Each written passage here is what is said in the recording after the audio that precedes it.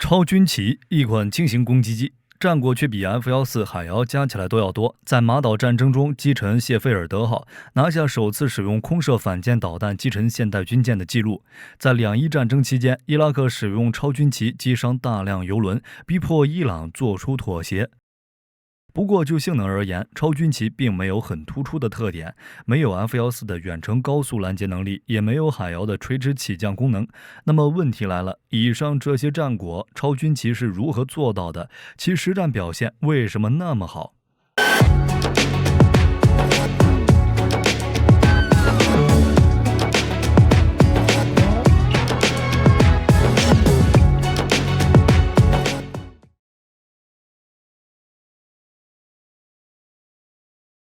超军旗的成名之战就是1982年的马岛战争。彼时的阿根廷向法国购买了14架超军旗以及同等数量的飞鱼反舰导弹。在马岛战争开始前，阿根廷一共接收了5架超军旗以及5枚飞鱼导弹。马岛战争开始后，法国宣布对阿根廷实施武器禁运，剩下的9架超军旗与飞鱼直到1984年才全部交付。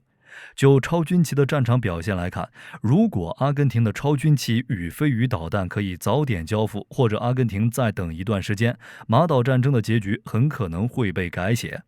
马岛战争爆发之后，阿根廷海军稍一受挫就会避战，可怜的航空兵根本没有舰载平台。也正因如此，英国皇家海军的士兵放松了警惕，认为阿军的飞机根本飞不过来。只是阿根廷飞行员比较勇，就算是烈士也要前出作战。1982年5月4日，英国皇家海军的42型导弹驱逐舰谢菲尔德号正在预定海域执行防空警戒任务，被阿根廷的 SP-2H 海王星侦察机发现踪迹。情报传回地面后，阿根廷航空兵立刻做好了出击准备。2架超军旗先后起飞，经过 KC-130H 空中加油后，成功抵达谢菲尔德号附近，并发射飞鱼导弹。随后导弹发动机点火，朝着谢菲尔德号冲去。谢菲尔德号被飞鱼导弹命中之后，舰体迅速燃起大火，铝合金和复合材料制成的舰体成为火焰绝佳的燃烧材料。最终，谢菲尔德号被烧得面目全非，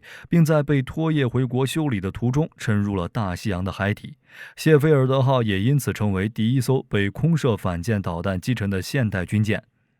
5月28日，阿根廷的超军旗战旗继续对英军编队发起攻击，发射2枚飞鱼导弹，将大西洋运送者号运输船击沉。不过，双方整体实力上的差距，使得阿根廷输掉了马岛战争。如果在战争爆发前，阿根廷已经接收全部的超军旗与飞鱼导弹，那么战争的结果如何还说不准。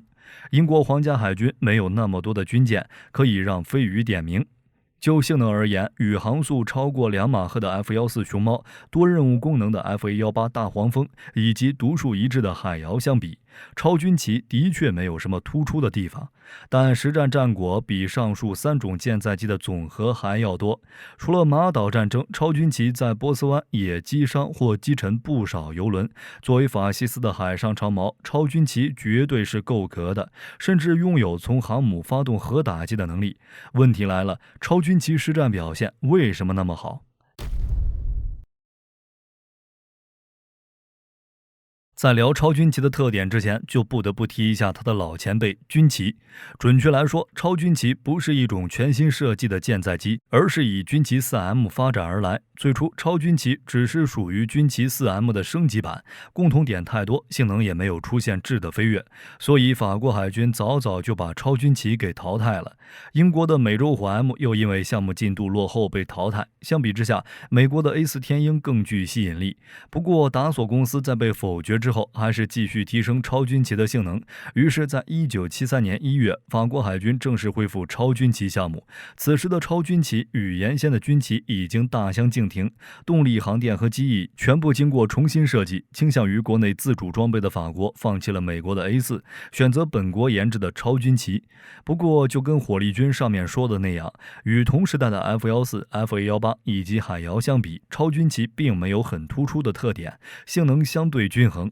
超军旗属于标准的轻型攻击机，最大起飞重量12吨，机体设计参考军旗 4M， 采用后掠角中单翼全金属半硬壳结构机身，机身中段有明显的收腰设计，也就是封腰。利用这种采用成熟气动布局的做法，不仅可以降低风险，又可以集中精力改进动力、航电与武器系统。当然，作为升级版，超军旗在气动布局上也有不同的地方。与军旗相比，超军旗最大的改进就是主翼。主翼前缘经过修正，双缝金翼也经过了重新设计，可变幅度更为激进，飞行性能相对更好。在动力方面，超军旗使用一台阿塔 8K50 型涡轮喷气发动机，最大推力为5吨，与军旗 4M 使用的阿塔 8C 相比， 8K50 在推力增大10%的基础上，油耗下降6%左右。这也就意味着超军旗的挂载能力更强，航程更远。航电系统的升级也使得超军旗拥有发射飞鱼导弹的能力。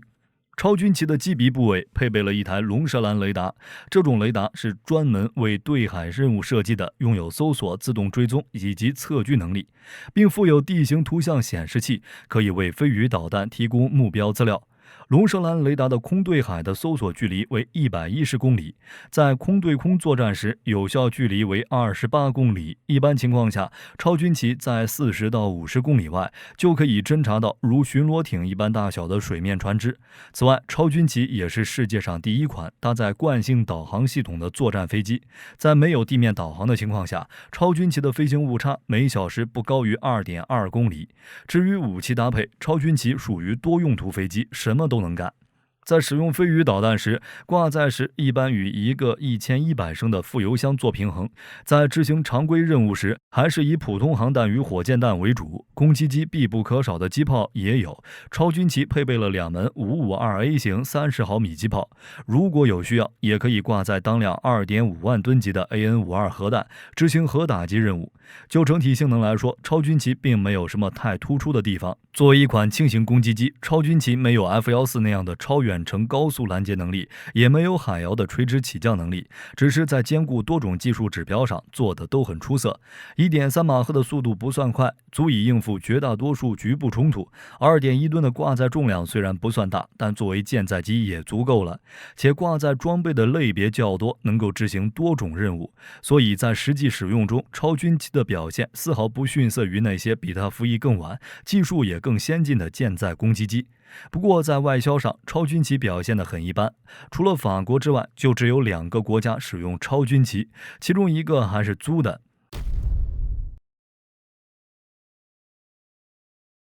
超军旗的第2大用户就是阿根廷海军航空兵。1979年，法国和阿根廷的关系还不错，双方在军售领域交易频繁。在马岛战争爆发的时候，阿根廷接收了5架超军旗与同等数量的飞鱼，并使用超军旗击沉了谢菲尔德号以及大西洋运送者号。不过，在马岛战争期间，超军旗也暴露了一定的缺点，也就是侦察能力。战争爆发后，海王星侦察机一直是超军旗的眼睛，没有它提供的目标信息，超军旗是无法做到击沉谢菲尔德号的。只是因为海王星侦察机零部件缺乏，已经无法进行正常维护，雷达天线晶体也出现严重老化。1983年5月15日，阿根廷空军所有的海王星侦察机都被从现役序列里除名了。由于海王星的退役，阿根廷海军被迫改变搜索打击体制，由原来的空基侦察改为地面雷达搜索。阿根廷的地面雷达站开始进行不间断的对空对海搜索，希望根据海遥战机的起降，确定英国皇家海军航母的精确方位。这个方法的确有效，海遥的行动是很有规律的。5月23日，根据地面雷达提供的信息，超军旗执行了2次出击任务，但是当飞机到达目标区域上空时，却什么也没发现，只能被迫返航。不过，这次不成功的出击，并不代表新的攻击体制是无效的。大西洋运送者号就能证明这一点。1982年5月25日，超军旗根据地面雷达给出的目标数据，击沉了大西洋运送者号。在大西洋运送者号沉没后，阿根廷海军也仅剩下1枚飞鱼导弹了。英国航母仍然是阿根廷海军的主要目标。在1983年5月29日，阿根廷海军和空军决定采取联合行动，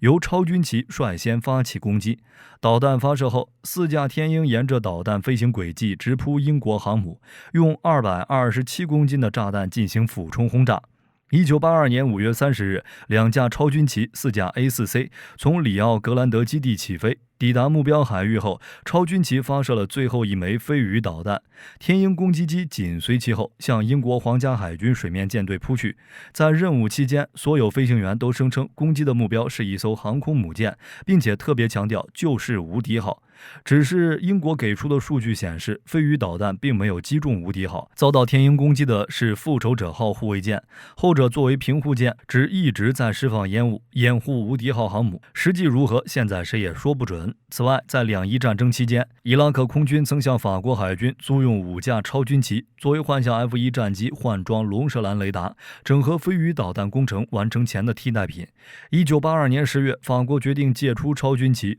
这批超军旗被编入伊拉克空军第81中队，并于1984年初开始执行攻击波斯湾的海上钻油平台与油轮的任务。这批超军旗被部署伊拉克南部临海的基地，在实际使用中，由幻象 F1 护卫进入任务海域后，由龙舌兰雷达搜索，只要雷达出现类似油轮的接触信号，便在不做识别的情况下发射导弹。至1984年底，伊拉克的超军旗机队实施了至少34次的攻击任务，期间也发生了一定的损失。1984年4月2日，其中一架超军旗被伊朗空军 F-14发射的 AM-7麻雀导弹击落。伊朗声称一共有3架超军旗被击落，但后来法国人自己说伊拉克还回去了4架，也不知道谁说了实话。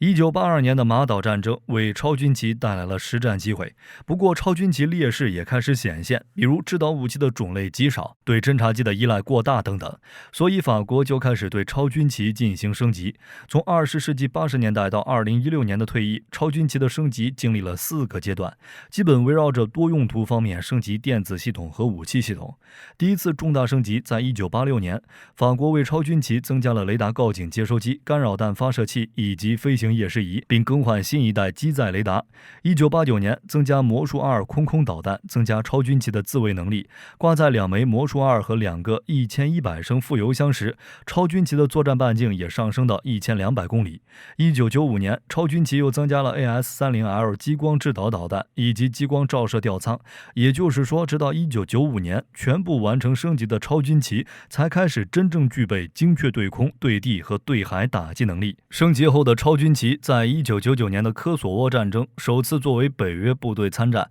共执行了400次作战任务，成功打击了73%的目标，创下了当时北约飞机中任务完成率最高的纪录。2000年的第3次升级，则是增加 CRM-280 吊舱，至此超军旗也开始具备侦察能力。至于2005年的第4次升级，只是为阵风 M 的延迟交货进行了小改动，加装前视红外吊舱，小幅度升级航电和自卫系统。进入21世纪，超军旗依然坚守在第一线，在戴高乐号上作为攻击机继续服役，直到2016年，法国海军宣布退役全部的超军旗舰载攻击机，阵风 M 成为超军旗的替代品，而阿根廷海军则成为接盘侠，购买了法军退役的5架超军旗，作为自己海航机队的补充。不过现在这5架超军旗已经要被派往乌俄战场了。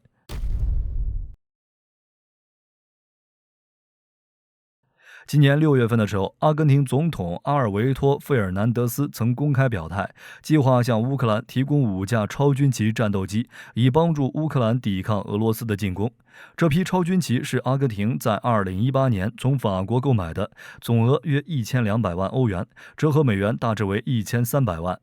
2019年，法国向阿根廷交付了这些飞机。目前，阿根廷计划用超军旗从法国交换其他武器装备，法国则负责为这些战机重新安装弹射座椅，恢复战力后移交给乌克兰。不过，乌克兰是否能拿到手还是一个问题。之前北约也援助了乌克兰不少战机，但并不是任何一款战机都能在俄乌战场发挥作用。比如美国的 A10， 因为 A10 不具备明显的空对空作战能力，乌军并不是很喜欢这款攻击机。还有澳大利亚的大黄蜂，在引进的过程中，乌克兰与澳大利亚不仅遭到了严格的出口管控，还面临着实际的技术转移和培训挑战。至于超军旗，火力军估计并不能发挥很大的作用。其有效作战范围650公里，可挂载飞鱼反舰导弹与魔术空对空导弹，装备单脉冲雷达。虽然整体性能相对普通，但是在搜索海空目标方面表现出色。相比之下，俄罗斯空天军已经装备了大量的4代机，乌军出动超军旗这种3代机胜算并不高。在如今的海战战场上，超军旗和飞鱼的神话很难再次被续写。不过，超军旗如果能得到再次在战场翱翔的机会，或许也是一种很好的归宿。